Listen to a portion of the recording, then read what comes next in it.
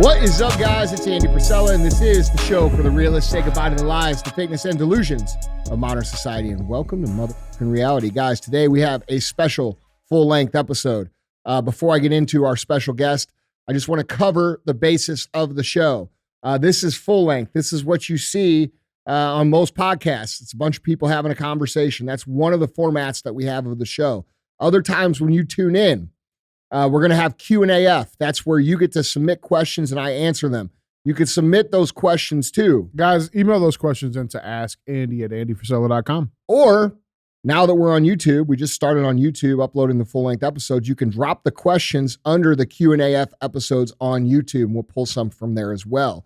Other times when you tune in, later on this week, we will have Cruise the Internet. That is our current events show. It's where we take the news of the day, we put some headlines up on the screen, we talk about them, we talk about what may be true, what may not be true, and we make fun of the idiots that believe everything that these people say, and we have a good time doing it. That's CTI. And then other times we have Real Talk. Real Talk is just 5 to 20 minutes of me giving you a message that I think, I want to share with you guys. So we do things a little bit differently here in the advertising area too. You'll notice that I don't read ads. I don't take money from people who pay me to talk about the shit that I don't use. In exchange for not taking up 30 minutes of your podcasting time running ads about useless shit that you don't want to buy anyway, just ask something really simple, and it's this. Pay the fee. When I say pay the fee, it means share the show. Our show has remained at the top of the ranks of iTunes and Spotify and all these different places for almost a decade, entirely off value exchange, word of mouth. That's how I like to do it. If we do good, share the show. If we don't do good, don't share the show. It's a very simple concept. So if you gain something from this show, which I'm very, very confident that you will on this particular show, please share it. And that's the fee. Now, we do have a very special guest on the show. Actually, we've got two special guests. One of them is not Sal. I can make it more awkward. I can just sit here in silence. Yeah. One of them's definitely not Sal.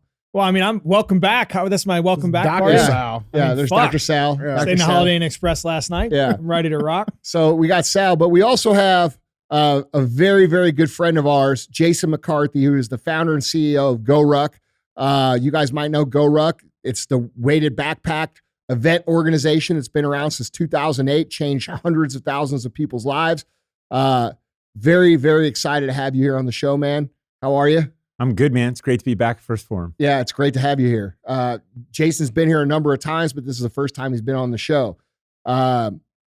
He likes to tag me in the GoRuck videos and tell all of us doing 75 hard that we're a bunch of pussies for not using rucks. So I figured, since I'm starting 75 hard today, and I committed to Jason, to you guys, that for outdoor cardio, I'm going to ruck the entire 75 hard. And I'd like you guys to join me. If you guys don't have a ruck bag, we sell them at First Form. You can order them from Jason. They're awesome bags. You put a weight in them, and it makes your cardio quite a bit harder. GoRuck.com. Yeah. So that's How about that for an hour? that's the show. Huh? Great show, guys. Yeah. So, dude, you built a tremendous business. You've had an amazing life story. You're from Ohio. Let's just start, how you grew up and how, your story, your personal story about where you came from. Yes, I'm from, I'm back in the Midwest. It's got the air is nice here, right? Even in February. Yeah, it is. From Southern Ohio in Dayton. My mom was 18 when she had me. My dad was not too much older than that. And, that caused some waves in the family, as you might imagine. But ultimately, the dust sort of settled. I moved with just my mom because they got divorced to Gainesville, where my mom was on a full tennis scholarship, all that stuff. The interesting thing about that is I became the unofficial mascot of the women's tennis team at the University of Florida, Go Gators, from the ages of about, 3 to 6, let's say, something like that. And, I was going to say, if you were like in your 20s, that doesn't sound horrible. It sounds better, right? Yeah, way better. Yeah. I'm like, how'd you do this? Tell me the story. But bounced around a lot as a kid, which kind of there's a lot of adversity baked into that. That wasn't the easiest thing ever when your mom's 18 years older than you are. And, I love my mom to death, love my dad to death, still great relationships all around. My grandparents were really inspirational, all that stuff. Moved to Florida, and I mean, to kind of get to more of the meat on the bone, like graduated from high school in 97, same as you. Mm-hmm.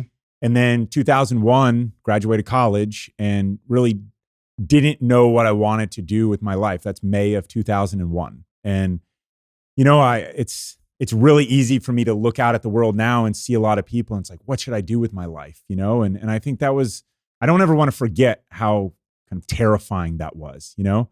And from my vantage point, unluckily, what happened was 9/11. And so that was kind of just a call to arms for me. And it changed the course of my life. Out of tragedy came this desire to serve our country. So that was not a natural thing, right? Like, we're definitely going to war. What should I do as part of that? I knew what I needed to do, Mm-hmm. but that didn't make it easy. So, you know, it took I eventually enlisted in October of 2003. So it took, you know, a couple years to finally. But you felt called right away. Immediately. Yeah. Immediately. And so the first casualty of the war was a guy named Mike Spann, who had been he was in the Marine Corps, but what got published was, this is the Johnny Walker Taliban uprising at the prison there. And what was talked about was that he was in the special activities division of the CIA. So I was like, okay, great. I'm gonna go do that. That's the guy I want to be, you know, because choose your role models, you know, carefully. And that's who I want it to be, which is an odd thing, you know. I mean, someone dies, they die a hero, and you say, send me, I want to go do that, Mm-hmm. you know. But that's just where it was for me. And I'm not alone in this. There was, you know, long lines at recruiting stations and all that. And so went through the CIA process, and I kept asking about, you know, how do I do that? That's what I want to do. And finally, this guy, we're in this, you know, Arlington or Northern Virginia, like, you know, those nondescript CIA type buildings that you can imagine. And, you know, you're having the 10th one-on-one conversation in the multi-year process that was the CIA hiring process. And he's like, look, we don't just bring guys off the street to do this. We take them from special operations, and then they come here and then they do that. And I'm like, all right, that makes a lot more sense now, right? I guess I got to go back and do that. It's like this huge reset. And I basically felt like a total idiot and a total failure, because at the same time, then I started to get doubt creeping in. Like, okay, do I really want to do this? Because the CIA seems also kind of safer Mm-hmm. than, hey, I want to go beyond the ground force into, like, what really pushed it was the invasion into Baghdad. I mean, I signed up, I wanted to go to Afghanistan. That's what I wanted to do. I wanted to be on the team hunting and killing bin Laden. Mm-hmm. And you know, and then, but once the Iraq stuff kicked off, I was like, man, these wars are passing me by. And most importantly, I will regret this for the rest of my life if I don't do this. So it didn't necessarily, I mean, yes, service is a great thing, and the country depends upon all different kinds of service. We could talk about that for days, but ultimately what mattered the most was the voice inside my head. I need to go and do this, and if I don't, I will regret it for the rest of my life. And so made it through and made it through the decision, I should say, to enlist in the Army in a time of war, and started that process. And it was a very, very challenging one. How was it like because this is not a life path that you saw yourself living before this happened. So how was it like just saying, you know, okay, I'm joining the Army, like, you know, the first day you're there, it's kind of like a shock, right? Well, I mean, it was terrifying in a lot of ways. I mean, there was the whole, I did this and I'm a man and I'm a grown up and I can do this. And then there's the reality of telling my mom in her kitchen that I had done this, and the tears and the no and the how do we get out of this type of, not really what she wanted, but, you know, that's a mother's, God gave her the right to that reaction. Yeah, for sure. You know, and like that casts a little bit more doubt into it. And my mother became one of my biggest supporters, of course, and always has been. But that's just a really, really difficult conversation to have, right? And so it's the delayed program. So I had a little bit of time, and before I go in, of course, finally, what year is that? Like 8 years later, after I met Emily in 95, say, and this is 2003. I finally told the girl that I loved her. right? After I had enlisted, but there's a delay, but from when you go in. So I have a few months. Like, so, I got to tell mom I've enlisted. The family's got to find out. I got to make the sort of rounds about, well, why are you doing this? Like, what's going on? Tell the girl that I love her finally. I mean, and we had gone to the same high school together, we graduated together. She was on the girls' tennis team. I was on the guys' tennis team. And she babysat my siblings when I was visiting my dad in Ohio so like, I was just a total coward is really what it boiled down to. But you make this one thing and you start to contemplate your own mortality, which is a great thing to do. And it's like, I got to get this off my chest for sure. And so then I've got that sort of swirling around in my head at the same time. And then it's like, okay, get on the bus up to Fort Benning. Here you go. It's going to be awesome. And so everybody brings all their baggage with them everywhere they go, right? No matter where you go, there you are. And I'm at basic training and, it's just turned into a cold Georgia winter. It was a lot harder than I expected. I'm like this college kid. I'm smart and all this stuff asks me, I'll tell you. And nobody cares. Yeah. Nobody cares, man. And it's so great. You're just there and there's a thing going on and you're going to deal with it. And so it started there. It evolved to airborne school. I'm still writing letters to Emily and to my mom and basic training, all the things. And the hardest part was not the physical stuff. The hardest part was not that. It was just you don't always be leery of the people that say, I'm going to go do this hard thing in order to find myself, right? Like it can be a gateway to that, but just doing the hard thing is not like, oh, I'm going to go backpack in Europe for 6 months and find myself. That is not how it works. No, right? it's not. It's not. Like it's going to be worse. It's going to be a lot harder than if you have a degree of confidence. But when you're younger, you have to do these things. I mean, when you're older too, but when you're younger in your formative years, you got to get out there and say, send me. And you go try these things and give them your all and pour your heart into it. And it becomes easy to pour your heart into the Army when you're there and you've got to be there. You might as well succeed because failure is way worse than success. And you're there. There's no other option. And so, but it's just processing this whole buildup in my own head of I'm probably going to die. I'm probably going to, my mom was right to cry in the kitchen and try to get me out of this. And, this girl that I love that I'm now dating, right? I'm probably going to turn her into a widow. I mean, just all these things are not productive at all. Right. But the beauty is that learning how to take those on and to deal with them, there's some perspective that comes from that. Like, this isn't all about me. There are worse things than dying. It's going to come eventually, there's, and it just really sort of, I signed up for revenge and that was a powerful motivator. I mean, hate is a powerful motivator, right? It just cannot endure and it's not healthy. It can't endure. It's definitely a temporary motivation. It will get you. It's like you can get all souped up on 500 energy drinks. You're just going to pay for it in a different way. Like you can't do that, right? Yeah. Forever and build whatever it is that you can't even do it in business. Like, in business, like, when you're first starting out a business, it's natural to look at the people you're competitive with and think, I want to fucking smash them. But what happens when you smash them all and there's nobody else to smash? Now what are you going to do? Yeah. Right? Drink more energy drinks. Yeah, that's right. It doesn't work like that. It's temporary. Yeah. And so revenge was a very, very powerful motivator. But, the Special Forces qualification course was over 2 years long. The whole kind of basic training, airborne school. And then it starts. There's selection and there's phase 2 and all these different things that go into becoming a Green Beret. And what they teach you is that it's not about you. They teach you, a lot. They teach you how to teach yourself, really. But it's just what it became about, especially when I got to my team and especially when it was just about them. You hear all this stuff about I wasn't fighting for America and I was fighting for the guy next to me in the foxhole. It's all true. It's not that you don't love America. You love America more than you're willing to die for America. But it's not about that. It's not like, man, I'm just, they're shooting at us and like, gosh, I just love America, so I'm going to shoot back. Like that's not how it works.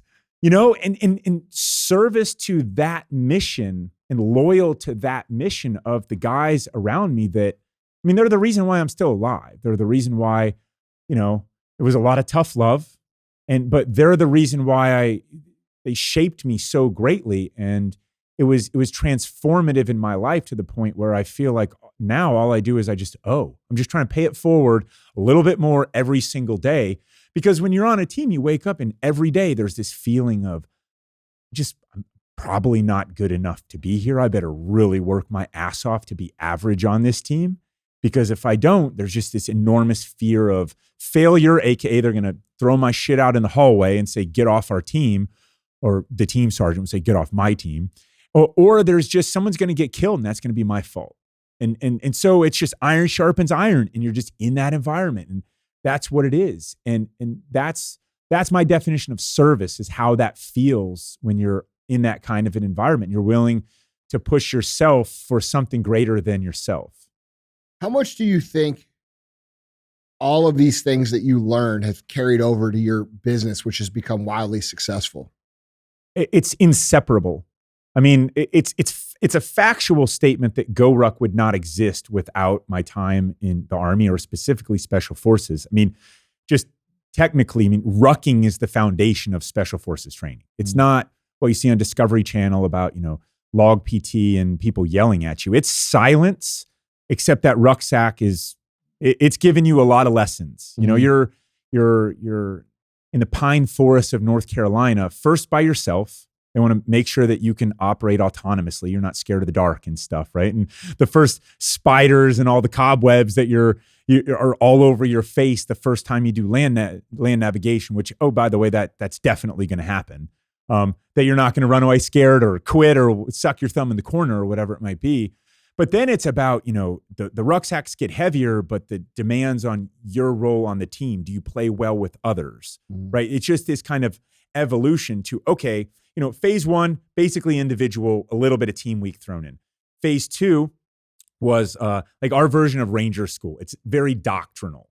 Okay, so by that I mean you learn how to do ambushes and you learn how to do raids. It's all doctrine. You have to know doctrine in order to know how to do, unconventional stuff. You have to learn the conventional stuff. Phase three was your job. So for me, it was radios and computers and stuff, more technical with a lot of PT thrown in. Like PT, physical training, is the love language. Better be good at, right? Phase four, which is probably the most interesting training, I think, going, is they turn an enormous portion of North Carolina into this live war game. It's called Robin Sage. And it tests your ability to think on your feet, to adapt, to be unconventional in nature. And it's an evolution. And the rucksacks, by the way, get heavier and heavier and heavier and heavier. So by the time you're doing Robin Sage, it's a, 18 to 24 hour infiltration or insertion with 125 pounds plus on your back, like excruciating, right? And they've built you up, but in that time, they've also built up your confidence. You've built it up yourself by going through these gates. And so, there's this idea of, are leaders made, or are leaders, born, or are they made, or how does that work? Like, you can always get better is my answer, because wherever anybody started day one, if you stuck with it, you were always better the day you graduate. You're a king of the world. And when my wife at that time, Emily, who had graduated from the farm at the CIA 5 days before my Green Beret graduation, when she came, and I didn't get to go to her graduation, but she got to come to mine. And when she came to that graduation in Fayetteville, North Carolina, that was king of the world moment, man. I mean, that was just like, we had done these things. And this is the same girl that you had to work up the courage for 10 years to ask out. Oh, yeah. That's fucking awesome. Yeah. Dude. Just built up, just pure cowardice. Eventually I had to, Bro, figure out a way. Yeah, listen. Figure out a way. It's kind of like what you were talking about in the meeting this morning, dude, and what you talked about last week, about people having to work up the courage to approach. Well, I mean, it's a skill. Yeah. You have to develop that skill. Yeah. And that same lesson is applicable. Sal was talking about it in our meeting in regards to business. Because a lot of young people, they're timid. We were talking about this on our ruck this morning. They're timid, or they lack the confidence to go up and say, hey, this is something that I'm thinking about, or that I'm concerned about, or I'm this or that. And, it's funny because like, it's such it could come down to your relationship, your wife, your husband, your job, any of these things, it all comes down to that same mustering up the courage to like, just go, dude. You know what I mean? Well, you have to learn. I mean, communication is the key, right? I mean, Yeah. I think the older I get, the more I realize like how valuable a skill of being able to communicate actually is. Like, communicate your struggle. It's an amazing solution to at least step one to figuring out your struggle. If you have a problem with your husband or wife, like, well, we need to communicate that, you know? But being able to go up and have the courage to be able to have that conversation with somebody you admire or somebody who is your boss or leader, like that's a skill, and you develop that skill. And in order to be the leader, to have the conversation kind of downstream, if you will, you have to learn to have the conversation upstream. You have to communicate up and down, and that's a learned skill. So being able to go through those little scary moments, specifically like as guys, like with girls, hot girls, you know, when you're younger, you're like, holy fuck, man, I gotta ask. Well, if you don't ask, you don't know. The answer might be yes. It might be no, but it might be yes. You know, she might. It had to be a cool moment, dude. Yeah. Yeah. Like, especially after all that time you wanted to talk to her that you didn't. Yeah. I mean, well, it was even worse than that because we were totally in the friend zone. Yeah. I mean, good friend zone. Yeah. I mean, That's a hard thing to break out of. She worked for my mom at tennis camp in the summer. She was the camp director. Yeah. I mean, it's nuts. She was your Wendy Peppercorn. Exactly. Do you know what that is? Yeah. Oh yeah. Yeah. It's actually she she like calls me Squints Paldoris. No like, way. Yeah, she thinks that she's like. For you guys don't know, this is Sandlot. This is the Sandlot movie. If you haven't watched it, go watch it. Go watch it. I mean, it's just what a total victory that kid got. Hell you know? yeah, And dude. Eventually he got the girl just like I did. That's you know, right. He had like 10 kids. We have 3, but It's the same now in today's world. Yeah, that's cool, man. So I because the story gets better though. So you get your Green Beret, you serve. Where's your first deployment? So first deployment was Iraq in 2007 at the same time that M was in Africa in 2007, 2008. And Iraq 2007, like height of the surge, you know, it was it got real fast. And by that, I mean, you know, how old are you? So that's 2006. I guess I'm born in 1979. Never do math in public. I think that's 27. Close enough. Yeah. Yeah. Close enough. Still young. Still young. And it's like, you know, it's hard to go back in time and remember what it felt like when you'd watch the news or something. And at the end of the news hour, they would show a picture of, you know, the fallen servicemen and women who had died that day or that week. I mean, that was just part of the consciousness, and it was happening every day. It was, you know, that was what the election was about then. And it's like, that was just American blood was being shed, and I'm in special forces.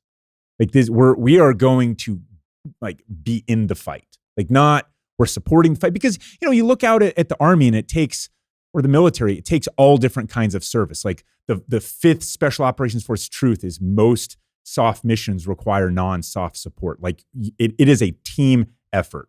That said, for every trigger puller, there's 7 in support. The trigger pullers are the ones that are taking, you know, most of the risk as it goes. And that's the life we choose. That's our lot. That's not to say there's a hierarchy. That's just to say that's our personality. This is who we are. We want to run to the guns. Mm-hmm. And that doesn't make it easy. And the more I've gotten along this path, and the more that I've had real talks with Green Berets, where when you're serving, you don't have these kinds of real talks like, hey, were you scared before we went in that house? Like, you have those later. And I've talked to people that are just, I mean, national treasure level heroes and for what they've done. And they're like, I was scared to death going, like, when you know you're going in that house, scared to death. And like, these are people, you just figure out a way to go in anyway. It takes a lot of courage, but you do it. And, you know, that is why being around those people, those kinds of people, is why I just believe so much in our country and our way of life, because at every turn, Americans have said, there's been a class of us that have said, send me. It's come in all different kinds of forms, but send me. You are very optimistic about Americans and their resiliency and their love for this country. How do you feel about it currently? I feel great about it currently. I think that America, if you look at the history of our country, it's not like you get 10 great leaders in a row, Mm-hmm. right? you get great leaders where you need great leaders. And the rest of the time, it's people, we wring our hands too much talking about stuff that doesn't really matter that much. When it gets real, that's when you get the great leaders that just seem to emerge. And my take is that it's not they just emerge out of thin air. I mean, there's an undercurrent to this country that is very, very, very strong. Mhm. And it's really easy to forget about it. It's really easy to forget about it the more time you spend on, online chat forums and social media. Or watching the news or or anything. watching any of Yeah. that stuff. It's very depressing. And what I Mhm. find is that there's so many great people out there just living a great life and really trying to pay it forward. And they do things like ask their neighbors, how's it going? Like, oh, you need to borrow a saw? Great, here you go. Like, let me come over and help you. This is stuff that goes on. And like, if someone it doesn't get any light. someone shine on posts it. that stuff, it's Yeah. going to go nowhere. It's like not even worth. It's just there's just this undercurrent of people, and I'm very fortunate that I have a lot of Green Berets in my life and people in the special operations and veteran community, and in the sort of my dad was a 42-year Union guy in Ohio, like same great vibes about that kind of work ethic and those kinds of folks that are just doing the work and just living a great life and happy about their lives. And my dad sucks at Facebook and he doesn't have Instagram. And, every once, that's just not his life. And so, there's that underbelly of people that are just doing great things. And I just really believe in our way of life. And I'm a believer, man. I think it's interesting. I met Jason February of 2020 at Wadapalooza. That's right. Dude was drinking a Budweiser, right? And he's the only other guy, one of the only other guys drinking beer. I'm like, well, fuck, I'll go meet this guy. And we end up talking for like an hour and a half. Thanks to Jason Kalipa. Thanks to Jason Kalipa, Yeah. my guy who doesn't drink beer. But, and it was right literally, I don't know, maybe 7 to 10 days before you realized that the world was going to go fucking stupid. And we were going to see all the stupidity in America all unravel in the first 60 days. And it was right along the time when our friendship was just evolving. And it was really cool because I got to see and listen to Jason's perspective through social media or just religiously, how he's always been optimistic about the American people. He's an extremely well-educated historian on America. He's a very well-educated human on the history of just politics and war inside America. And it's really good to hear his perspective because it's hope, where we see a lot of the negative because we live a lot of our lives on social media. And I think Jason, and part of the GoRuck experience, which is really cool, which is where I appreciated GoRucking, is you need to get outside and go see the world and go experience, the breezes and the snow and the sunsets with a little weight on your back. You get a lot of reflection. You see a lot of good people. It was just a really good time to collide with you.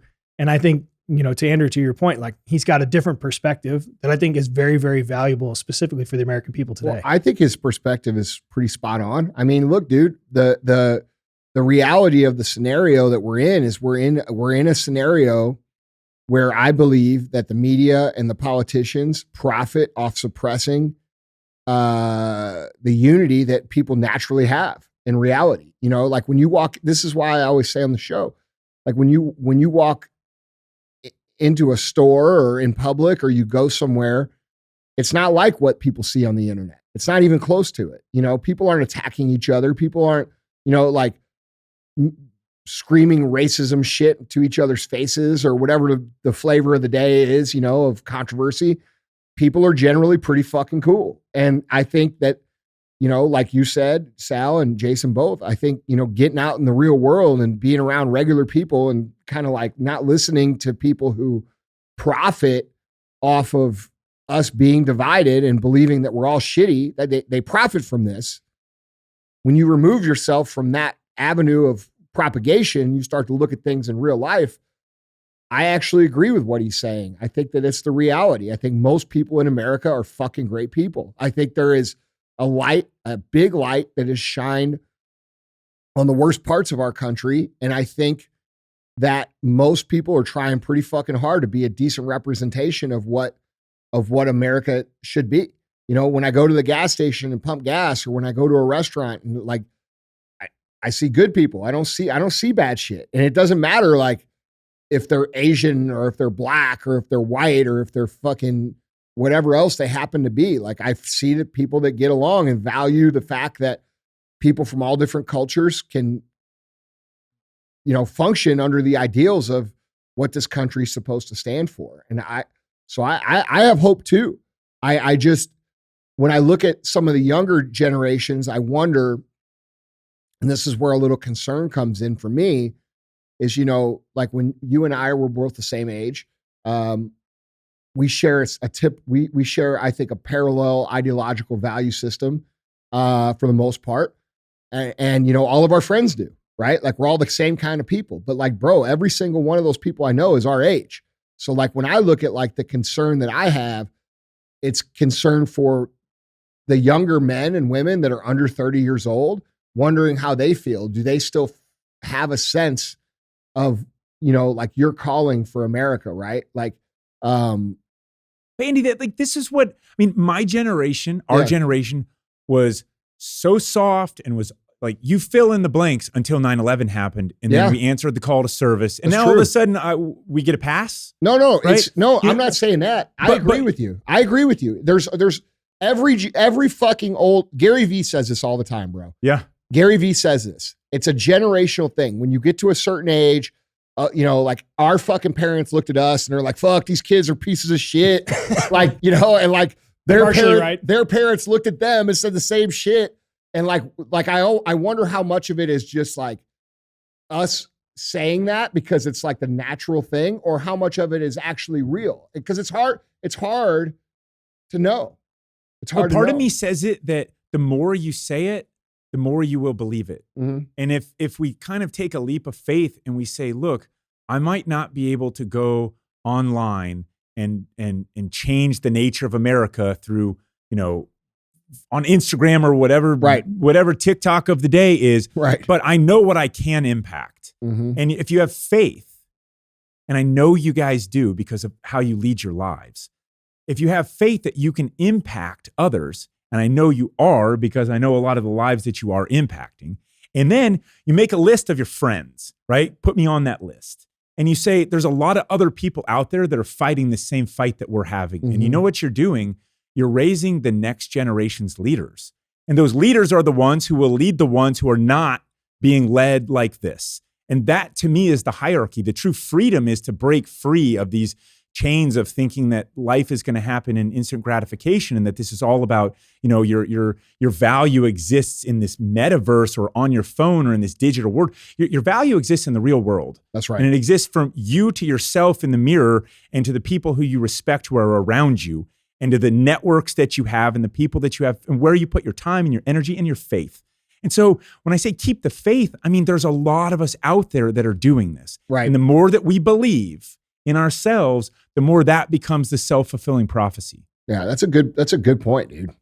Yeah, that's a really good point. What did you? I like the part. I like what you just said about you're leading the future leaders.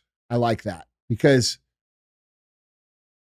that's real. That's real shit. Because just like in business, where you're not going to get every customer, you're going to get certain customers that are then going to replicate out for your business, right?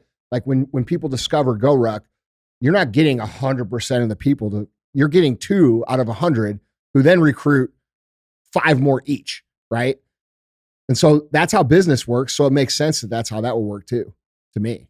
I mean, this is the sort of classic special forces mission, right? While I have you, this is because every time I go on any platform, I make it real clear how much I owe the special forces community and how much of my life is impacted by that. And it's a way to kind of say, hey, find something bigger than yourself and serve that mission. It doesn't have to be this, but the SF mission is you work by, with, and through others.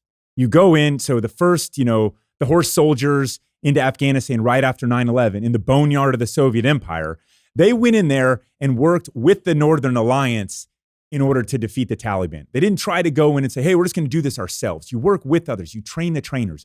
You force multiply others. Mm-hmm. And so the more that we're able to do that in our network of people, that's called mentorship. Yeah. That's mentorship. It implies, sometimes it's judgment free. Sometimes it's not. Sometimes you got to hold people to account. Sometimes there's, it comes in all different kinds of flavors, but like, that's all we have. I mean, your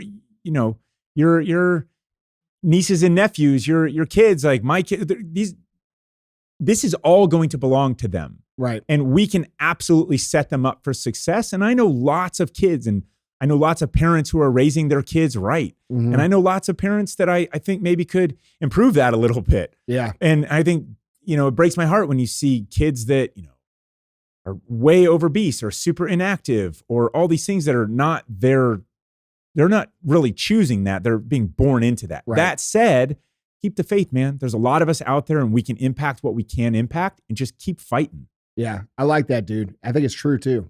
I think it is true. What do you think about, well, moving on from the special forces and your experience there, tell us about GoRuck, dude. Like, where did this idea come from? And like,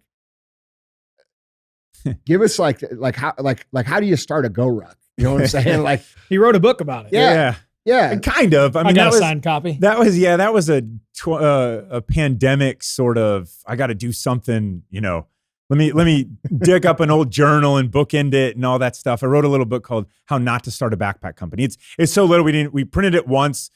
However many, did some copies, and like I think it's on Audible now or whatever. It wasn't. It's just like I needed to get that out for me. Yeah. But it was mostly just to catalog the struggles of it, right? Because people look at stuff and they think that, the beer fridge at HQ has just always magically been that way and payroll just magically it's just like, oh, this is just what it is. Like our revolution is their baseline type stuff, but you got to go to the next generation and talk about what the revolution was like, And so I'm a totally accidental Does that entrepreneur. sound familiar? Sal's over there shaking his head. Accidental entrepreneur. I never had a lemonade stand as a kid. I was playing sports and doing all that kind of stuff, whatever.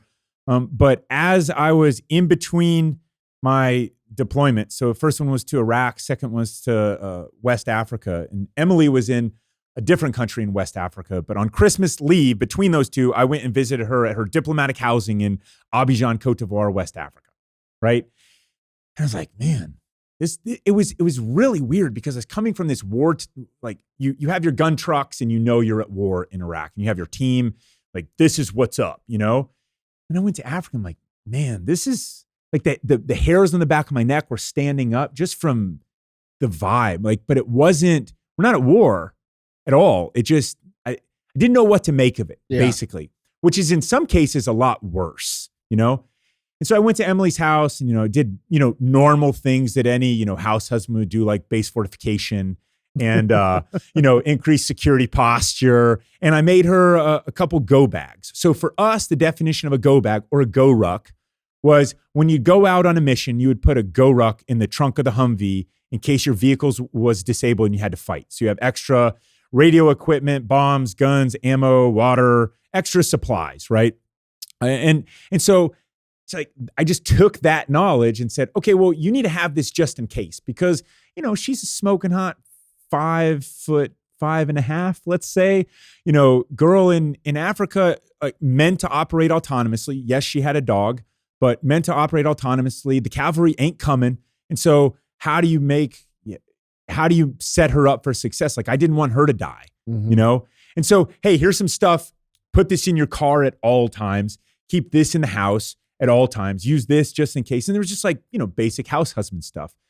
And was trying to figure out what I was going to do next, because I knew at that point, I had about another year in, it was like, something's got to give here. She's in the CIA, I'm in special forces, and that ain't going to work, And so I was going to transition out, and then I was finally going to go back and get that ground branch job that I had originally sort of said, okay, I guess I could maybe go get that, and I'd met the people. She's like, oh, while you move to West Africa, you should do the GoRuck thing. I'm like, what does that mean? But Emily's always been my muse in life amongst so many other things. But it was like, okay, well, I guess I can build GoRucks or Go bags for people. I can teach them how to put, better cameras up in their house. I can show them some security posture and all that stuff. And so that was the origins, was just like, go do the GoRuck thing. And then I went back to America and it's like, okay, great. Got the idea. It's basically done now, right? Yeah. Wrong. Right. And so it's like, all right, well, I got to figure out this import-export business to West Africa, and there's diplomatic pouches, and there's all this stuff you're kind of not supposed to use, and ended up, not going that route. I'm like, all right, maybe just figure out how to do the bags, right? Like, because I know nothing about bags, except the thing about special forces is you will become an expert of your gear, an expert, because, choose the wrong socks. That's how Napoleon lost at Waterloo, right? Like, choose the wrong footwear, you're out of the fight. Have the wrong gun, you're definitely dead, right? Stuff like that. And so you become an expert of all things, especially rucksacks as well, because you spend all your time, you have weight on your back. Like, hey, I'm going to sprint into combat with no weight and just jog in and like take care of the bad guys. Said nobody ever. That's not a thing. Like, you always are carrying weight. And so I was like, all right, so build this bag. Why not? So how do I do that? I don't know. Like, how do you, I remember Googling like how to backpack designer. And there was this ad on YouTube. It was very primitive at the time. Anyway, I'm like, okay, well, how hard can this be? A terrible question to ask yourself, because it's a million times harder. If you know how hard it's going to be, you're never going to do it. You might as well just do it, right? Those are the questions that you want to find out the answers to when you ask yourself. So did what, probably pretty normal. Put an ad in Craigslist, New York City for a quote backpack designer, because that's how you do it, I guess. And, found some applications, found this design team out in Bozeman, Montana, that because the economy was terrible, which by the way is a fantastic time to take a chance on stuff. And, they had been laid off from their job in New Zealand because, selling bags down there was rough or something. I don't know. And they were trolling the internet looking for work. And I mean, we can play connect a dot till forever, but ultimately years later had a bag that I basically believed in, right? Except then I had to figure out how to get it built to scale in America, and then figured out like, well, how much does this cost again? Right. Once it had gone through that, because when you're in R&D, I didn't consider the cost side at all. I just want to build the best stuff on planet Earth that I possibly could, that would make my buddies proud that I served with, that I was now kind of regretting not still serving with, right? Because I'm not a good enough Green Beret now because I'm not still doing Green Beret stuff. That's the curse that we all have. I don't care if you do 5 years or 30. That's the curse. You're never good enough of a Green Beret. So I want to make them proud forever. So it better be pretty damn good. And like if they have it in Afghanistan, the straps better not come off and better hold the weight well, all that type of stuff, right? So then you start to scale manufacturing problems, right? Which is completely different. It's like, wait, this is going to cost what? I mean, it's cost me what I wanted to charge. Like, if you went to pick you mean it's not free to make a shit? No. You mean it doesn't cost $2 and you sell it for $50? That ain't how it works. Shocking, man. huh? Or you go to the store and you're like, oh, well, this OGO backpack that, the ones that you see at the software conferences that cost $50, or the North Face one that, Sara Lee Cupcakes bought out, whatever time period, that cost $50. And you got different software companies on those and they just give them away for free. And they cost $75 now. Like $75, that's expensive, right? And I'm like, whoa, this is costing me a lot more than that. Mm-hmm. And I'm like, well, how am I going to challenge number one? Yeah, challenge. Well, at this point, it's like we're restarting the challenge series if we're at challenge number one, because I thought the challenge was, get this thing built to standard. Yeah, which took years. So you're telling me when you have an idea, it just doesn't materialize into a business? Well, you didn't give up after 6 months? Yeah. and the thing is that it's easy to say, when do you say it's good enough? Mm-hmm. And this is a real existential question because, great art is never finished. It's only abandoned. I think that's Da Vinci, right? And, Steve Jobs, great artists ship. At some point, you have to actually ship. That's right. It cannot be It doesn't count until you do. That's right. Yeah. And you have to accept the fact that I might have to iterate this, or I might have to, accept the world's judgment. And then you're back into this conversation. You're not just doing this for yourself with your sewing machine in Ma's basement, right? Blogging about it. Like, you have to actually come up with something of value to somebody else, put it for sale and sell it. And then people buy it or they don't. And that takes a little bit of courage too. Who bought your first one? Well, this was a great hold on. This was a great thing that we talked about on our ruck this morning. What happened when you launched? Silence. You didn't get yelled at. Absolute silence. That is the deadliest killer of them all. Silence. And it was something where, I'd spent, years and years at this point. I'd find a website designer and a place, the place that had built the rucks was also going to pick, pack, and ship it for me, which is a big no-no. If someone's promising to do all sorts of different stuff, just realize you better have someone that's your people to QC there, quality control there, which ended up being, had to get one of my old teammates who had transitioned to the Guard to drive in an hour one way periodically to check all the stuff because it was in Colorado.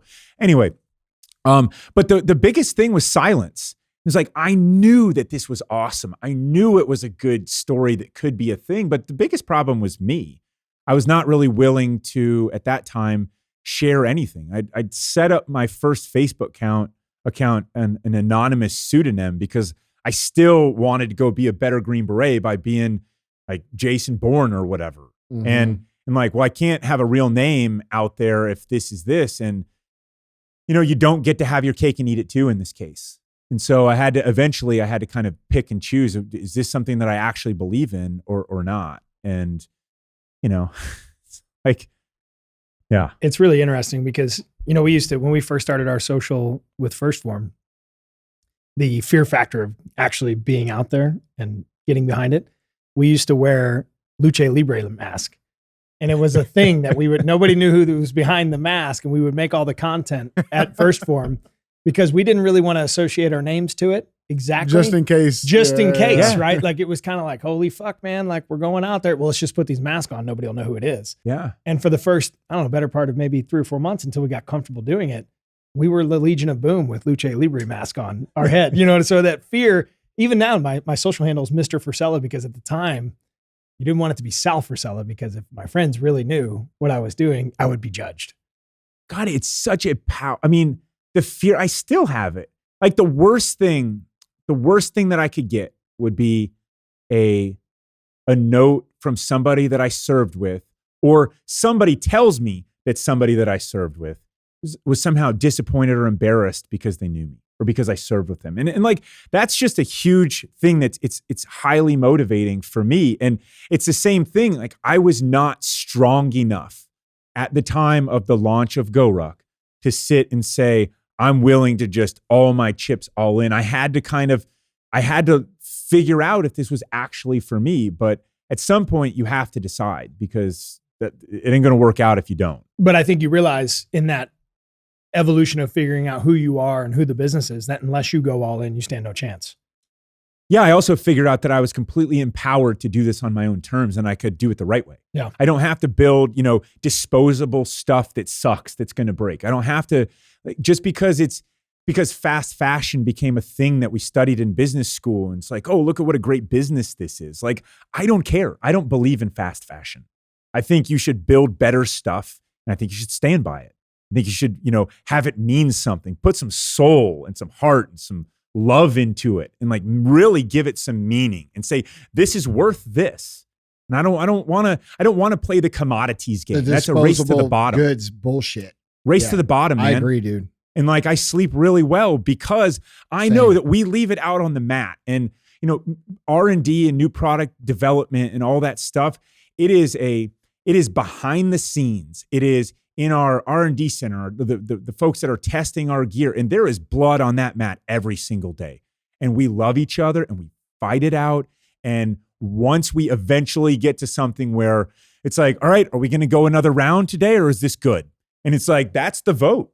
And there's a vote. It's like, nope, let's go to the mat, right? And so then we go to the mat and it's like, and then it leads to better products, better things that we then, in our souls, we believe in. And when you believe in something, man, then you can get into conquering the world. But it's like, when you don't believe in yourself and you try to go find yourself on a 6-month backpacking trip through Europe or wherever it is, Southeast Asia, like, the beach or whatever movie, right? Like, I'm gonna go find myself in that same beach that DiCaprio was at. Like, good luck with that. That is not gonna work out for you. That's such a common thing right now. Like right this second in society, there is a plague of that. These people think that they can like go on an adventure and discover themselves. Bro, you have to build yourself. You got to create yourself. And that shit is fucking hard. It's not fun. It's difficult. And like Jason's sitting here talking about, the longer that you delay this process, the longer you delay the reality that you have to fucking forge yourself into what it is you're trying to become, the longer you delay that, the less likely it's ever going to materialize. That's my opinion. And I see this with this is a fucking trend on social right now where people are literally totally, I actually talked about this in our meeting this morning. They're totally abandoning reality for this fucking delusional social media shit. We're I see these people going on these adventures and they're like, oh, I'm disconnecting. How are you disconnecting when I'm watching you twirl around in the motherfucking rain talking about how you're living your life? Like, bro, you're putting on a play for people on the internet that you don't even fucking know. And while you're putting on this play for these people on the internet that you don't fucking know, your life is passing you by and you are losing your opportunity that you have, which is your time, because you're trying to entertain people and convince people that you are somehow more enlightened or more free or whatever the fuck y'all think you are. But you ain't fooling me, bro. And you ain't fooling Jason. Bro, this shit is fucking hard. And you are going to have to suffer. You're going to have to. We talked about this too we should have just recorded the fucking ruck, bro. Because there's not a single person out here. All the people that you admire, all the people who have lived great lives, all the people you read about, all the people they make movies about, all the people who have impacted society, all the people who have created, every single fucking one of those people has suffered immensely. And the reason that you admire them is for the struggles that they went through, not the struggles that they ran from and danced around and put on a play on social media, discovering themselves. Mm-hmm. Bro, I'm gonna be real with you. And this is gonna piss some people off, but I'm so fucking sick of that shit. I'm so fucking sick of it because it's the most inauthentic shit that we see on the internet. Oh, I'm enlightened. Look at me. I'm disconnecting. You're putting it right there. You're fucking setting up a tripod to film the shit. Who the fuck are we fooling here? Yeah. Dude, there's going to be so many people in 10 years, 10, 12 years that are going to regret wasting their entire fucking youth on bullshit. And they're going to say, fuck, I don't know why nothing ever worked for me. I don't know why, my ideas never came to fruition. Well, because the minute it got hard, you didn't stick it out for 2 years like Jason did to put a product out. And then when it came out, which we're going to get to in a second, you get fucking silence. And then you keep persevering through it. That's why your shit didn't work out, bro. You're too busy dancing around pretending like you're living your life. This was no different. And I know I'm getting off on a fucking rant here, but this was no different than when I was building our first company, Supplement Superstores, bro. I was 19 years old when we started it. The first 3 years I made $0. The next 7 years I made $695 a month. I didn't make shit. All my fucking friends, they were getting fucking jobs. They were getting their college jobs, right? They're making 60 grand a year, 70 grand a year. They're calling me a broke motherfucker, telling me, when am I going to get a real job? They're taking vacations. They're quote unquote living their life, right? And I'm doing this bullshit. And here's the thing. Those same people that did this same shit, which is the same version of the shit that I'm describing now, which is this, oh, I'm fucking free, but I'm going to record it all, right? Those same people are the same fucking people that now hit me up and ask me if I could fucking hire them, or hit me up and say, hey, I want to work with you guys, or hit me up. And their life is a complete fucking disaster because they fucked off when they had the opportunity. And there's so many young people right now that dude, you fucking can disagree with me all you want. We have a lot of young listeners, but there's so many young people that I see fucking biting the wrong bait in reality, not understanding that what you do now is going to compound over time. You started GoRuck in 2008. It's 2023, bro. This shit doesn't happen in one day or 1 year or fucking 1 week or 1 month. It takes pure grit and perseverance. And if you want a life that you admire, that you're going to be proud of, maybe you should consider that you shouldn't spend your entire life pretending like you're more enlightened than everybody and disconnected and more spiritually heightened by dancing around in the fucking rain, telling us that it's authentic when you're recording it for the internet. Sorry, it doesn't make sense. It just doesn't. And I know where you're, we talked today, you have the ability to see where people are going to go 10 years from now down their life. I have the same ability, bro. I can look at these people and be like, I can tell exactly where the fuck you're going to end up. I don't know, man. It's a plague right now. I mean, so the thing is like you can't fake yourself. Yeah. And that's the biggest thing that they will weed out people who are in things for the wrong reasons in training. Yeah. Right. They'll weed people out just because it gets hard and you can't fake yourself. And so the thing is that you have to, there's this big gap. And the gap though is that people don't understand all of the steps or they don't want to pay attention to them. But there's no such thing as I'm just born confident. I'm just born a leader. I'm just born this way. It's just very incremental. And you make these steps and then you're ready for something that's more challenging in life. And then the big maxim though is there's no real self-made people, but to be a great teammate, you first have to be a great individual. And so there's this glorification of the I, the individual that's out there. Like, look at me, all this stuff I'm doing. But to be a great individual, you have to actually do stuff and hard stuff. And I say this as a matter of fact, not like shaming people into doing whatever, right. But like you have to do this. You have to ask the girl out. You have to, the things that you know that you need to do, those are the things that are the good place to start. And wherever you need to go to get there, make the incremental steps to get there. And there's no silver bullets. There's no kind of, if someone's selling you as this like, hey, the world's full of nails and here's a hammer. I'm the only guy selling a hammer. That's a problem. That ain't going to work. No. You have to get to the point where, okay, yes, you now have done some hard things to where you can't fake yourself. You know this to be true. And then you have to say, okay, so what do I believe in? And what mission do I want to be a part of? And so, man, that's where the real magic comes in because we need each other as people. Being on a team is a lot better than being by yourself for your whole life or for, the greatest moments of your life. Are you by yourself? No. You have to invest the time into other people, into the networks of people that you have. And, there's the don't believe all the news, but the study, I think it was the 85-year Harvard study or whatever about, the secret to life's happiness is relationships matter a lot, right? And it's one of those things where like invest in others. That's what you're going to think about on your deathbed. Yes, you have a drive inside of you. You guys have drives inside of you that's like you want to change the world, conquer the world, bigger, better businesses, more impact. At the same time, you're probably not going to think about how many zeros are behind in your bank account on your deathbed. You're going to think about like the two of you. I don't even think about it now.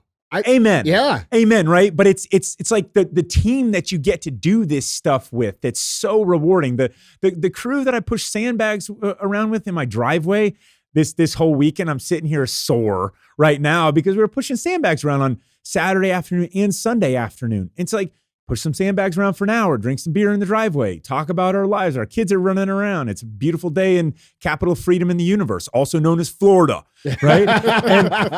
That's one nickname for it. And it's awesome. It's really rewarding for me. And at the same time, that kind of also fills the cup up to go get back to conquering the world and trying to get more people to live this way of life that I cherish and really deeply believe in. Dude, by the way, I fucking love that. I wish I was drinking beer with you guys.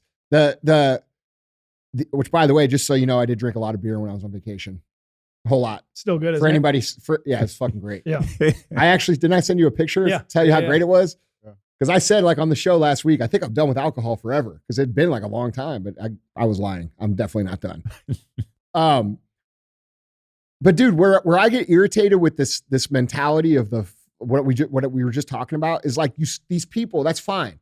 I'm cool with that. If you really want to live your life and you want to be a free spirit and you want to float around fucking whole life, great friendships and do these things, fucking cool, bro. I get it. But where it gets me, dude, and where I get irritated with it is when those fucking people think that they deserve what the fuck we have or what you and I have or what we've created when they haven't done none of the fucking work and none of it for any amount of time.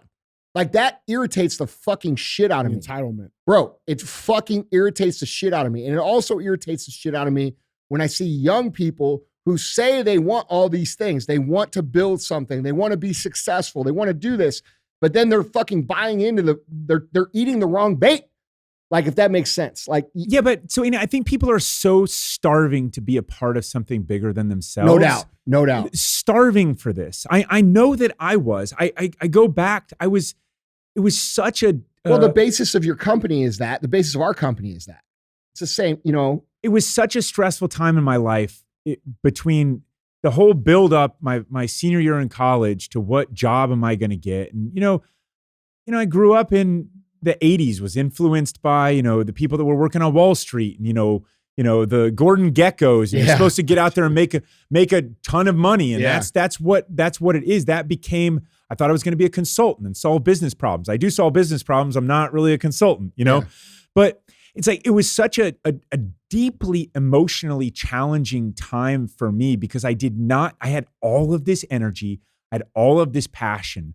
I really wanted to do something special with my life, and I just did not know how to do it. I didn't know where to start. I got a lot of no's I applied to name a place, Goldman Sachs, McKinsey, the big type of places that I thought my quote background had prepared me for. I got people that told me I was way too like relaxed or chill. I didn't have the drive to be at Goldman. No fault to them. It's just like there was just the people in the front line, and probably I didn't know how to interview. Yeah. I didn't know how to sell myself at all. No, bro, if you let them see the real you, they would have fucking said, bro, you're way too intense. Exactly. So then you overcompensate. Yeah. I don't know how to present this. And I was really bad at that. You're an authentic human, bro. At that stage. And I was trying to like, God, what am I supposed to say? Because I didn't.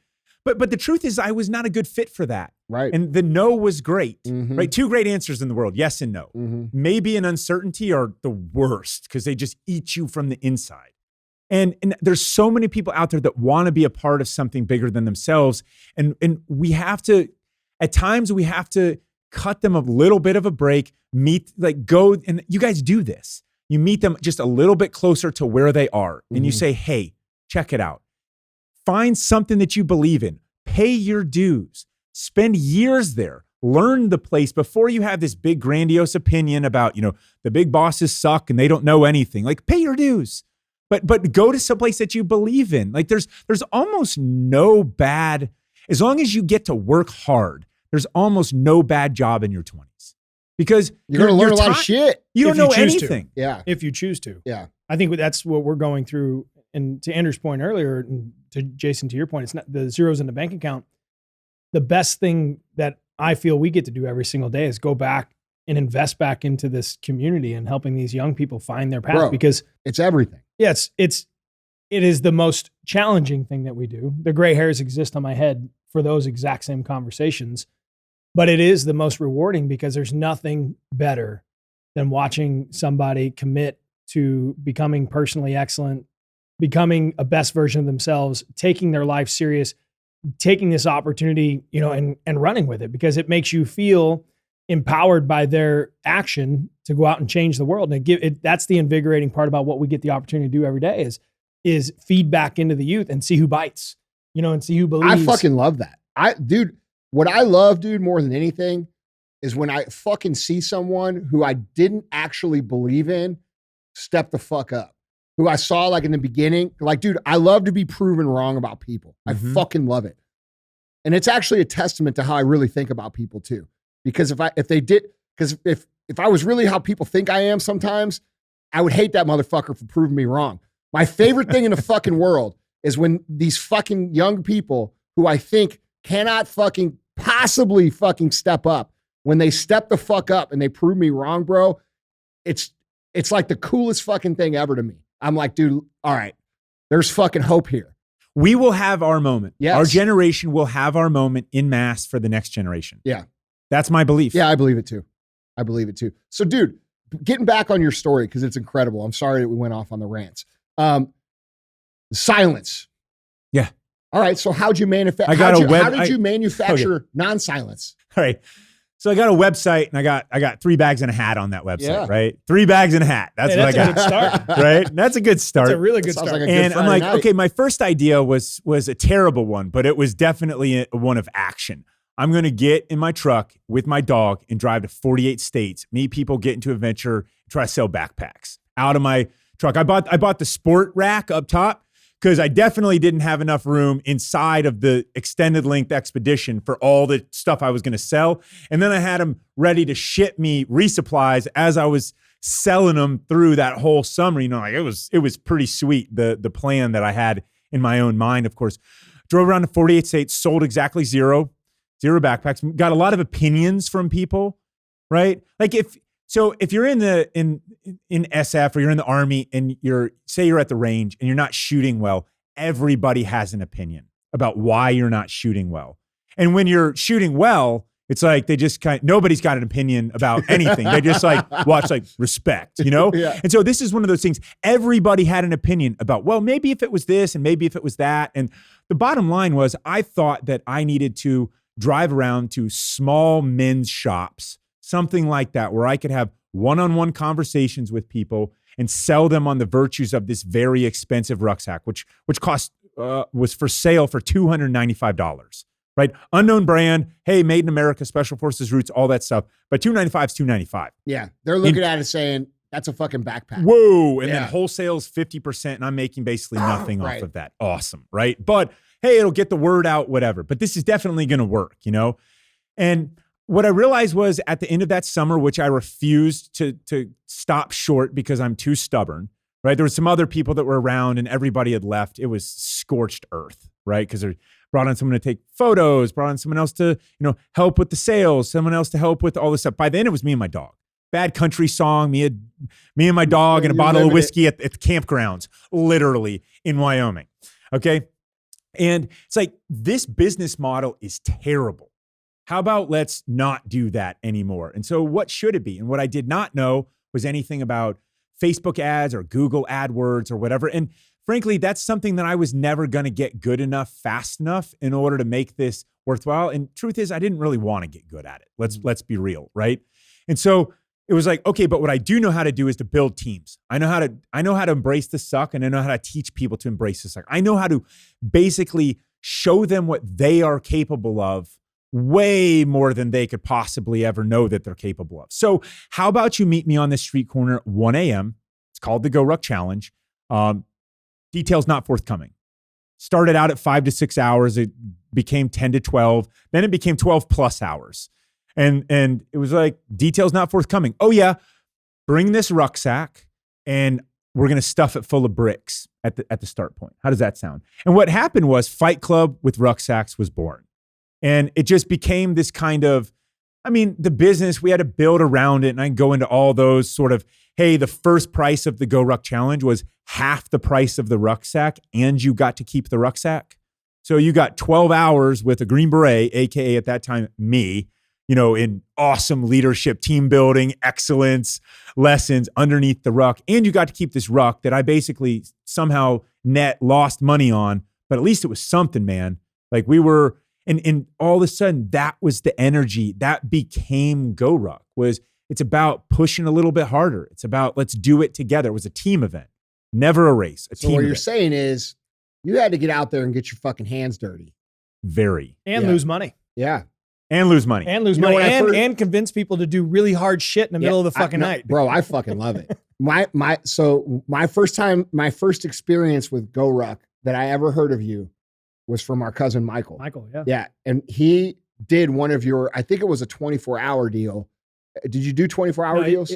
So they're referred to as 12 light, hours. heavy, and hard, right? Yeah, basic, tough, heavy now, because it's the GoRuck Challenge underneath that. But the heavy's 24 this had to have hours. been about 10 years ago. It was early on. Yeah. That was probably the 12 plus, but the 12 plus sometimes turned into 18 to 20. You just didn't know. There was no end. Yeah. You even got cousin Greg to do it.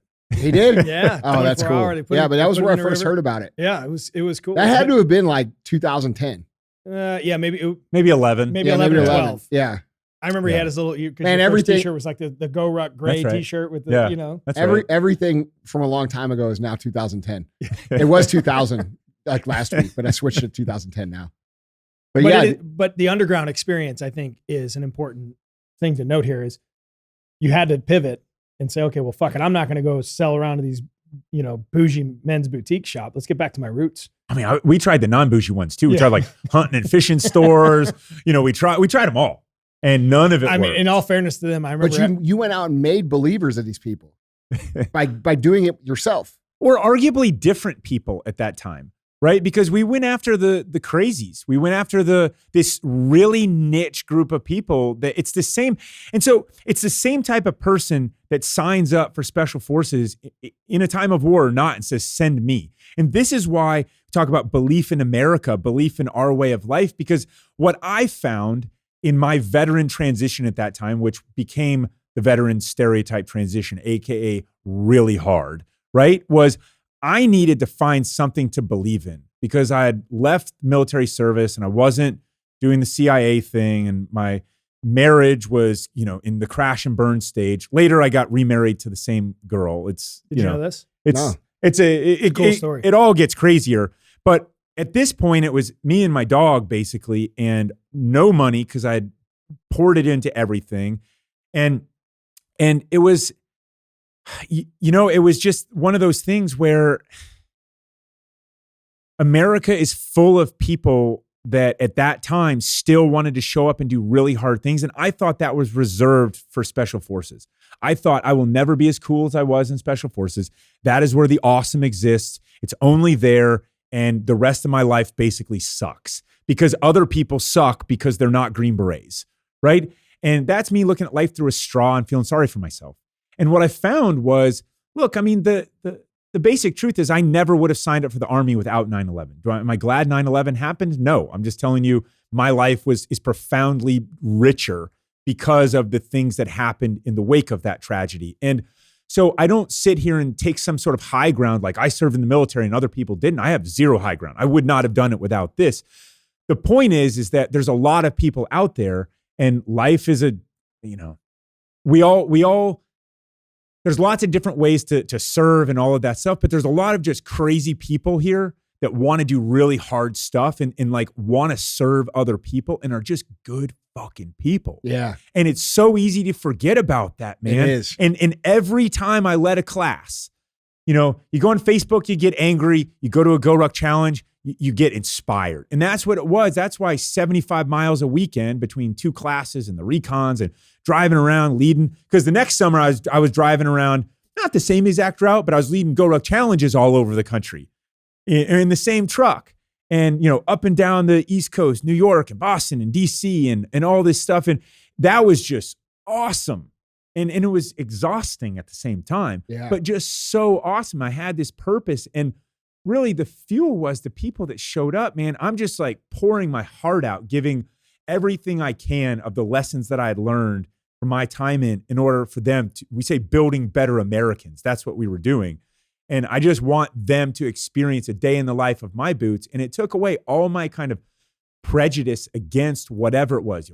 You didn't serve, or you didn't serve well enough, or you didn't go to Iraq when I was there. My time was harder, or whatever it is, these things that go through our head that have no productive value for ourselves or for others. And I just found a bunch of good people that wanted to whoop it on. And at that point, I was like, okay, now I believe in GoRuck because of these people. What you find when you serve other people is the more you serve, you get greater returns that encourage you to serve even more. In which case, then you're on a really positive loop in life. And that was really rewarding. And that's the loop that we're on. And it's a really awesome loop to be on. I fucking love that.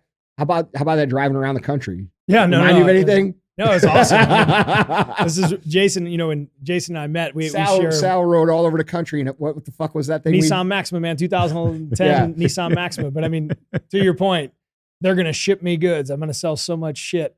Week one, bro. I'm gonna be in Manhattan, Kansas. Just send the pallet now. Yeah, it's the same fucking Sal. Identical. It's the same fucking story. It's literally the same time. I'm sitting here laughing because like we're literally crossing truck stops. You know what I mean? Yeah. And I'm getting my fucking ass beat. You're getting your fucking ass beat. And I think, well, man, like, you know how it is. You tell yourself the stories. Well, the next call. But I want to highlight something because we share this with our people all the time. Like, if you want them to care about you, you have to care about them first. And I think when you start to find that real true service leadership, that servant leadership about the world, is you have to give in order to receive. And I think that's where I went wrong, or we went wrong, where you were going wrong, is you were expecting everybody to buy the bag before when you pivoted, then you said, listen, I'm just going to go give these people what I got. Well, and it's amazing what they'll give back. Don't you think that comes though? So I agree with you on that. I think that comes though from all the work that you put in just to get to that point, right? Like It's all necessary. yeah, bro. Like he's put in fucking 5 years of work to sell 0 bags. So like eventually you get to a point where like, dude, when you were riding around we were 10 years into our business. You know what I'm saying? So like people, it's natural to think like, hey, dude, like, look at all this cool shit I did, and then have nobody care. It's like a total kick in the balls, bro. You're like, fuck. And that's where most people will stop. Most people will stop there. They will not do what you did. They will not do I'm going to make this work no matter what I got to do.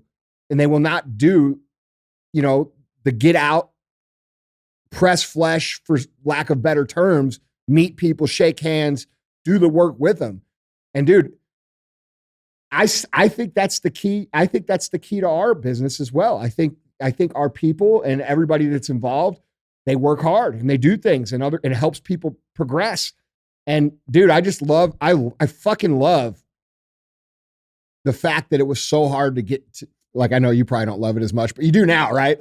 But like, I love that you went through all these phases and all of a sudden it's like, fuck this, I'm going out and I'm meeting people. And then it became this thing, It wouldn't exist if that, I did not want to run a backpack company. Yeah, bro. My heart was not in it. And it's so awesome. it was better because of the adversity. Yeah. Well, I want to highlight 2 things. One, I mean, personally, I only support one other fitness brand, and it's Jason's. Yeah. And because I understand his story and know it. You know what I mean? I believe in what he's doing. I know what he's been through. I believe in the company. I'm a buyer of the product. Like I love the mission. Yeah, you're an actual customer of theirs. Yeah, without question. Right. And it wasn't, it was started over a beer, built into an understanding. Then I'm buying bags for all the guys and going through the whole process. Then I'm it's I believe. And I think that's an important piece, that you create the belief. But 2, you go back to the communication piece, where you learn to have the tough the hard communication. You get a little better at it. And I think where the pivot happened, at least for me, is like I was so tired of just being rejected. Like I have to pivot something here. Like I have to like keep going back in, but I wasn't going to quit, and I think that I learned a lot about myself, chewing 22 cans of tobacco on the road and, 27 spitters in the floorboard. But what you learn is to continue to have a different conversation, but never quit to show back up to have the conversation. And through that, you create that community. And my first bond was actually a Green Beret of all things in Colorado. No, Travis Wilson. Yeah. That's kind of funny, actually. Yeah. But 2 of them, but Dwayne Clifford and Travis Wilson. But it was, all right, man, I got to talk about something else. Like these guys don't give a shit about my protein powder. How about them as humans? Like I'll just start talking about them. Then they became their friends, and then becoming their friends, you became, and then it was almost like they bought from you out of, I don't know, pity. I didn't Bro, give we a wouldn't shit even at the fucking time. be here if it wasn't for those 2 dudes. No, I give it. Yeah. I mean, and Steve Calabrese, like there's a few people. Steve's another one. That were just these people that, you create through just being and having good, strong conversations outside of anything else. We were talking about business, just life. It reinvigorated and kept me moving, but then it was a sale, and then it was a friend, and then it was a referral sale. And it was one of those things where that strength in communication, back to it, is like, you have to learn that no might not be the forever no. It might just be no temporary, and keep showing back up, and you never know how that conversation pivot will happen or really will change your life. But you have to continue to show back up and compete. Dude, I just hearing Jason tell his story, I like everything that you say. I'm just over here like, fuck yeah. Because like, dude, it's very parallel to what we had to go through. I mean, the other part is we use the word hard, right? And hard means a lot of things, but ultimately it's about what's hard for you. I mean, you look at, physical hard is not as challenging for me as, say, the 50 miler, the whatever, whatever, 125 pounds for whatever, like, that's hard, but for me, it's not as hard as the feeling of utter kind of failure and rejection at, okay, so I accidentally kind of quit the Army. That sucks. Bad decision, failure. Teams back to war, failure, right? Marriage, crash and burn, failure, right?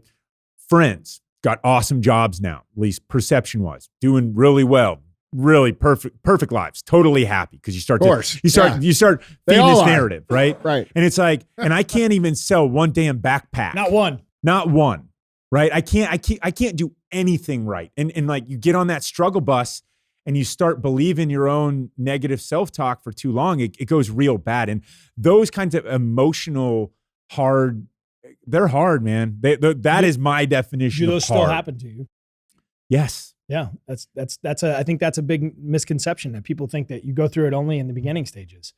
But I think there's staircases to that. Well, it's important, you know? No, I think it's super. I'm not shaking my head because I disagree. I'm shaking my head because people would think anything else. Yeah, I mean, I had, bro, this shit's fucking hard. It's hard for me. Like I have fucking mental breakdown once fucking every month, bro. Like thinking like, holy fuck.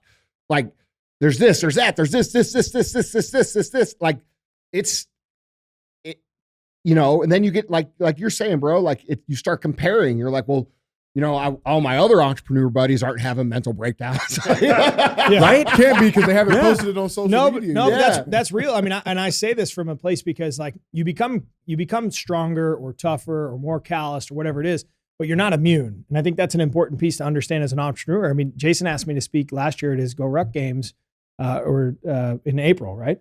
Yeah. And I didn't go, and I had to call him and tell him, like, dude, I mentally couldn't go. Like, I wasn't in a good place, and I had to call him and like check that down friend to friend. And I had to say, like, and it's, you know, I didn't tell anybody else in the whole world except you.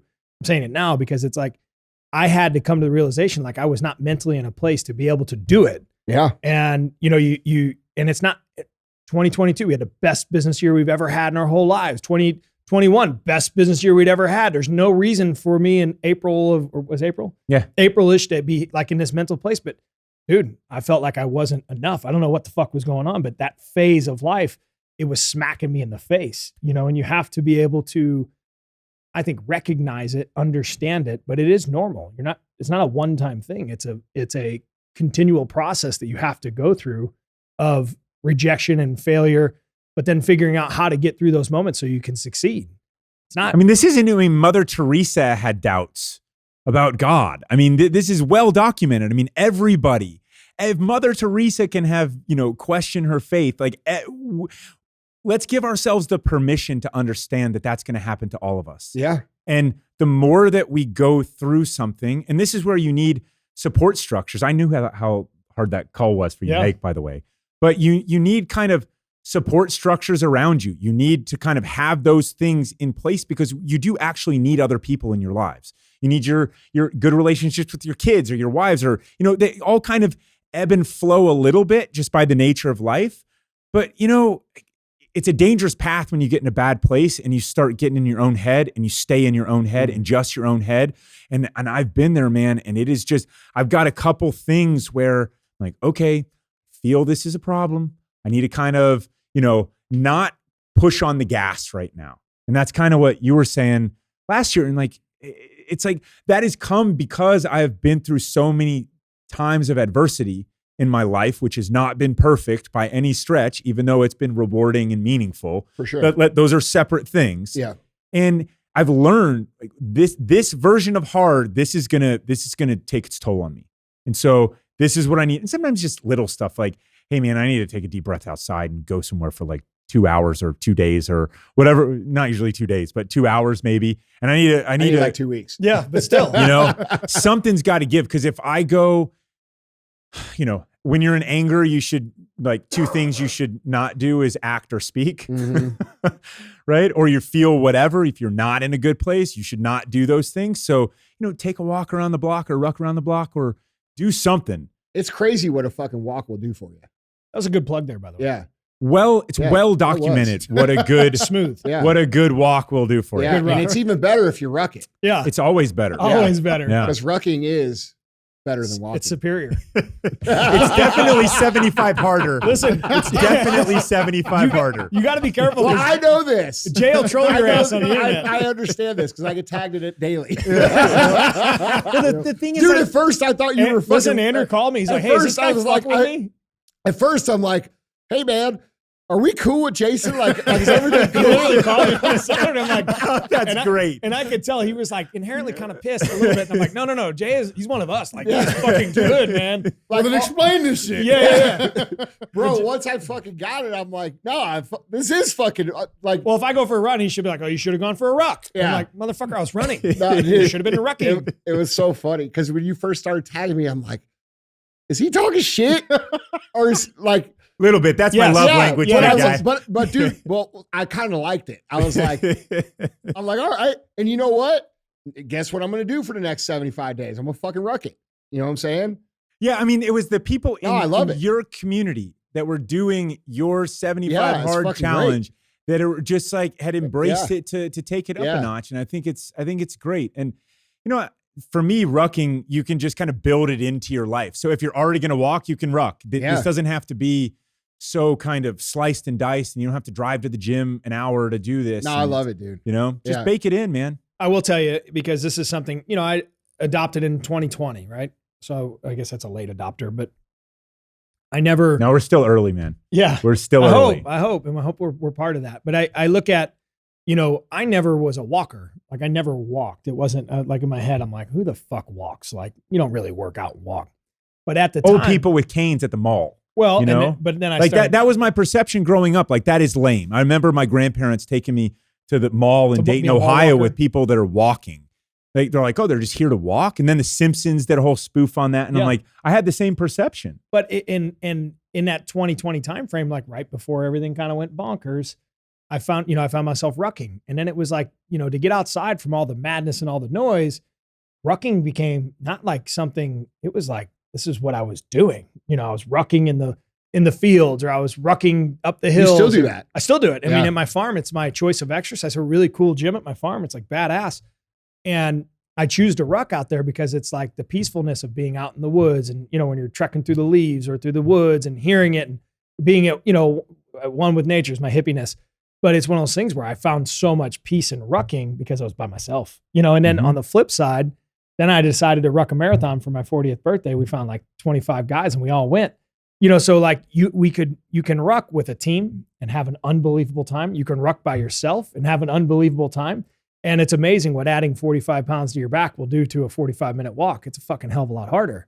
What the fuck did I do wrong then? Because that shit was not fucking great to me. That was a terrifying experience. What's that? Do I need to go by myself next time? I was dying. What the fuck you DJ's talking fucking about? traumatized. You know what's funny though is like, you know, with just adding 45 pounds to your walk, I don't know, you probably have some calculation where it's 2.5 times the value or caloric burn to the sense. But I will tell you, man, like I just rucked during my 75 hard. It's all I did. Yeah. I mean, I rucked the entire time. It was one of those things where I wanted to see how much progress I could make by simply really just walking. Yeah. And it's one of the best shape I've ever been in my entire life. I just rucked. I found peace. It was cold. It was hot. I went through, you know, Christmas and Thanksgiving and Halloween. I did it all rucking. And I had a fabulous experience. I actually looked forward to going outside, putting my shit on and going for a ruck. But the caloric burn by carrying that 45 extra pounds plus the core strength and being able to hold it up, like it's a hell of a workout. Oh, you know? yeah. Well, plus we were talking in the locker room, dude. It's, you know, because I used to do the weight vest, and then we went to intervals, and now I'm going back to the ruck. But like Jason was explaining it to me in the weight room, you know, the ruck will also help with your posture, Your core, which we all need. And I could tell right away when I put the thing on, I'm like, you know, straightened out. Yeah. Straighten out, load, core. You know what I mean? It helps Yeah. your core stay engaged while you're rucking. You know where I hold you fucked upright. up at? I used Will Grumpke's. That's No. where I fucked up at. Man, honestly, for anyone listening out, 45 is a lot to start with. Yeah. If you're new to it, or, you know, we went for what, an hour? Something. Yeah, I mean, it was. it's point being, that's a lot to start with. You can just start with a little bit less weight, man. Yeah, I just couldn't, but that's the thing though. Well, Like, also, bro, I couldn't like be a pussy. And like, I mean, I got the fucking founder of the company hey. here. I'm like, I got Andy as there's my no fucking judgment for boss. I'm me. like, shit was hard for me too. 10 minutes in. I'm Jason like, be man, trolling you here in a fuck minute. this He'll tell you, shit. oh, you don't need 45 pounds. You be 20 minutes in the walk. He's like, but bitch, you only got 25 That's pounds. what I'm saying. That's what I'm saying. Like, fuck And it. if you've gone with Jason, he's got really long legs. So his stride Dude, is like it's way out in fucking front of you. moving, Yeah. man. I think it's important. Real talk. I think it's important for people to hear you guys and us, you know, me, and talk about that doubt and that frustration and those feelings, because like people do assume that once you get to a certain point, everything's cool, right? I had one of the cool things about going to Mexico this last week was where I went, there were a lot of older people who were very successful, who had exited their businesses. And, you know, I was talking to them and talking to, you know, why did you guys exit? What did you do? How was it? Et cetera, et cetera, et cetera. And dude, talking to all these guys, like it was all the same shit. It was all like, fuck, man. Like, you know, I put in 40 years to this, and it was mentally a burden for me for that entire time. And, you know, I think it's important for everybody to understand that that's kind of the cost of playing the game. Like that's the ticket that you're buying when you choose entrepreneurship. You are buying a ticket for perpetual uncertainty at all times. And a lot of the times you're surprised by great things. Great things happen. I mean, how many great relationships have you formed over the last decade of doing these events that you do? That's the most rewarding part. Yeah. Because, you know, I'm not good at celebrating the highs. You know, we're not either. It's a constant state of problem triage.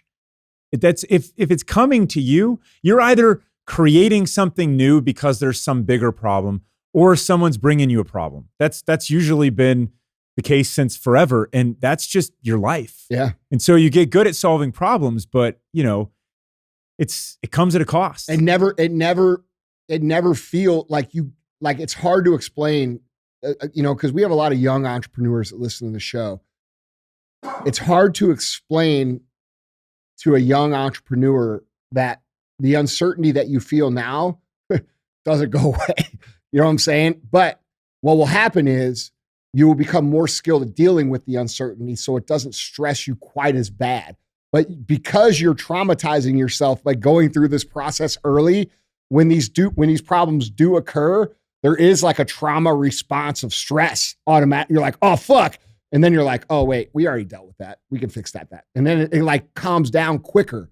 But it never goes away, dude. It really doesn't. Like all the people I talk to, you know, Ed Milet, who's one of my best friends in the entire world, he's who I talk to when I'm really fucked up. And one of the things that he talks about that is so true is riding that line. He calls it blissful dissatisfaction. It's where you are dissatisfied with where you are, but you're also grateful for where you are. And I think when you're in that proper balance, things are much more manageable. You know, you don't go quite as dark. You and I and Sal and, you know, these guys here, we're not like we talked about earlier, winning and high performance. That's the fucking standard, dude. So like, how do you celebrate when you do what you've expected yourself to do anyway?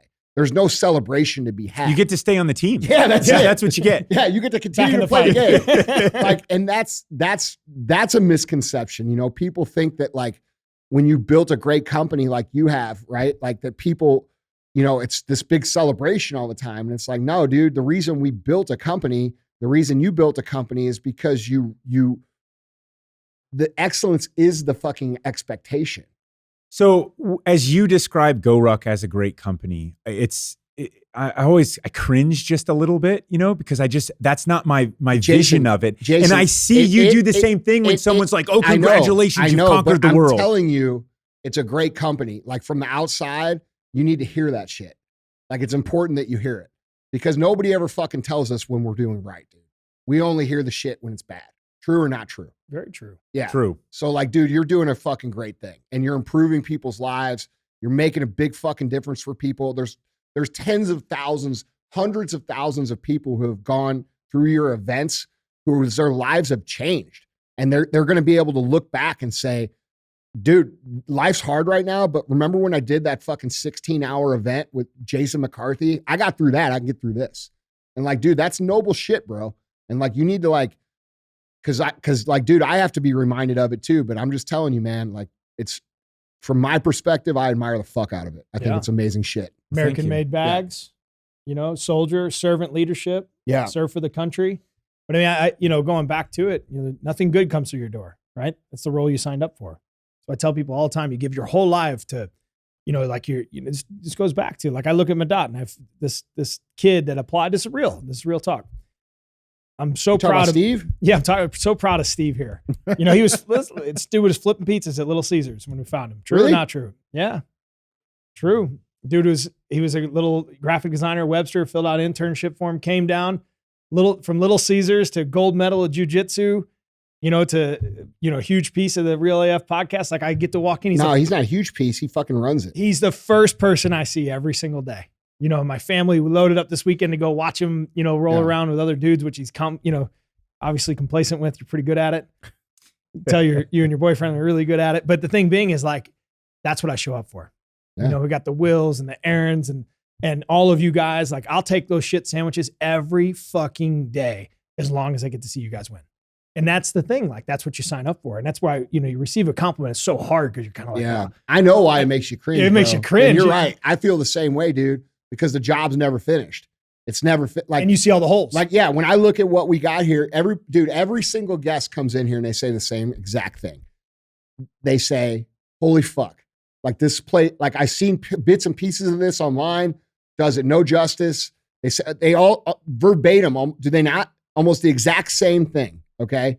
Every time I hear it, bro, I'm like, I didn't say it because I knew it makes you cringe. Because I'm like, I watch it. I'm like, dude, he's cringing right now. Yeah, because dude, all I see is how we could get better. Yeah. And all I see is where we're missing the mark.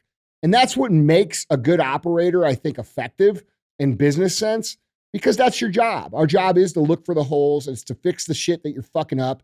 And like you said about your life, it's the same with a company. Bro, we're not fucking perfect. You guys aren't perfect.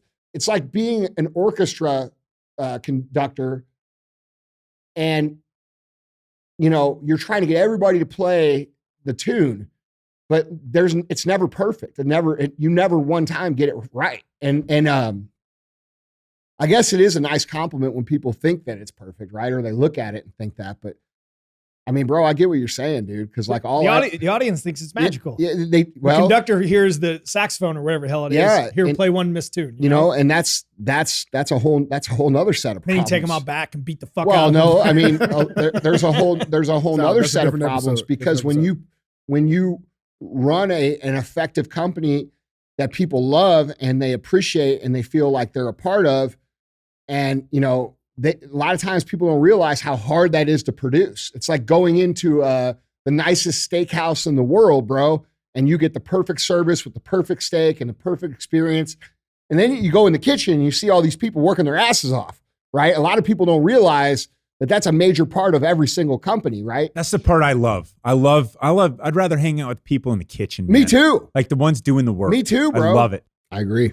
Well, bro, it's been awesome to have you on the show, man. I hope you come on again. I'd love to. It's great to see you guys, and just really congratulations on all of your success here, guys. It's wonderful to see. You gonna make me cringe? You fucker! I don't even fucking know you, motherfucker. Trolled him out. Oh fuck, man. Troll. I know. I fucking love it. It's too bad. I wanted to get his take on the China balloons. He is a war child. So between Ukraine and China, we could have ourselves CTI. We could have got all political. We could have our whole another 2 hours on China and Ukraine here. Yeah, bro. Seriously, he loves man. it. It's like can real of talk. worms for him. I am really proud of you.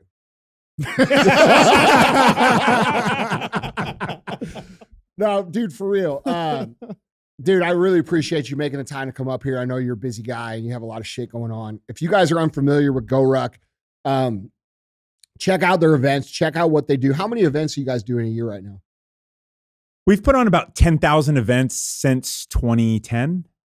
We also have like 500 local ruck clubs, community-led in cities all over the country. And we put on, hundreds of events, probably 500 now. COVID took a little beat, so people took a little hit on the numbers of events, but we're still at 500 or so. Yeah. That's a pretty good one. It's amazing. Yeah. It's more than one a day. Can you unpack how that works? So there's a GoRuck community. You can go ruck on the weekends. You can sign up for Yeah, I mean, look, here's the thing. I mean, this makes me a terrible businessman, but ultimately you can buy a rucksack. You can fill it with, or you can use whatever one you have. Like how to get involved. It's like pay the fee, right? Share the thing. It's free. Mm-hmm. Okay. Here's the thing with GoRuck. I care about the way of life that exists in America, and I want to help us grow that so that we are more American than we are. It's like winning is the standard. Let's be more American, right? And so it's like the way that you can participate is to do hard things, put some weight on your back, go for a walk. For us, it's rucking. You can, if you want to do it, even one up, get a buddy. Go out and, have your quote therapy session with your buddy, talk about your lives or whatever, right? We need this in our lives. Go pay that for it. Invite your neighbors to go do something, right? Maybe it's a driveway workout. Maybe it's have them over for dinner and talk to them, right? Maybe you do that with somebody else, right? But we need to get back to strengthening the communities where we are. And we like to do that through physical fitness with carrying weight and stuff. So that's how you can really get involved. We build the best shit in the world. We've got a whole website full of it. It's great. But the thing that really matters to me is get out and get active and do it with each other. Yeah, guys, check out their website too, because they do a lot besides just rucksacks now. Like this is a full-blown performance, high quality, best shit possible apparel company. So check out what they're doing. I'm doing 75 hard. Today is day 1. You guys will hear this on day 2. You should jump in and you should ruck, because I'm going to ruck the whole time. So, bro, really appreciate you coming up. Thanks, guys. Yeah. All right, guys, that's the show. Thanks for listening. Please pay the fee.